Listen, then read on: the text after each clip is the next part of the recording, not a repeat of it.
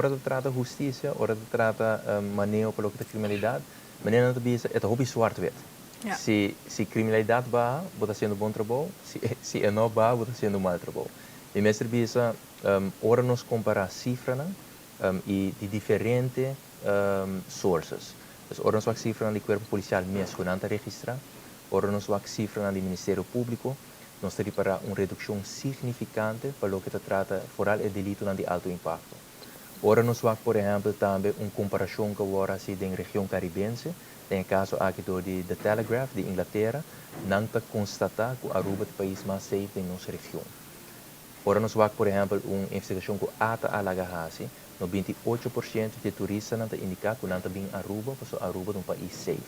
E me quer essa aqui está o resultado de Emanuel, está entre outros, não a não só for o ministério, obviamente tinha a ver com o liderazgo do corpo policial também, e esse aí na final do dia está o alto comissário está responsável, tá?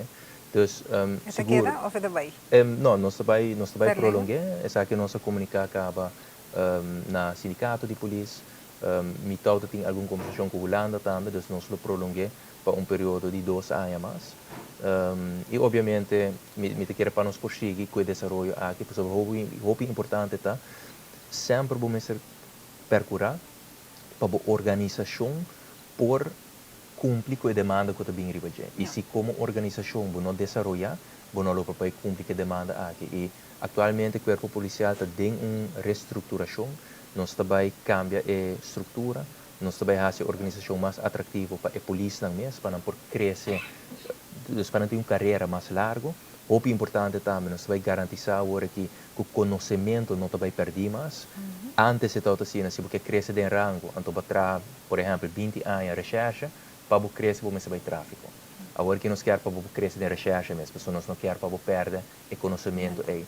Então, a organização também vira mais flexível, mas nós vamos vir com diferentes departamentos novo também, para nós por cumprir mais melhor com o desenvolvimento novo, maneira artificial intelligence, maneira cybercrime, etc.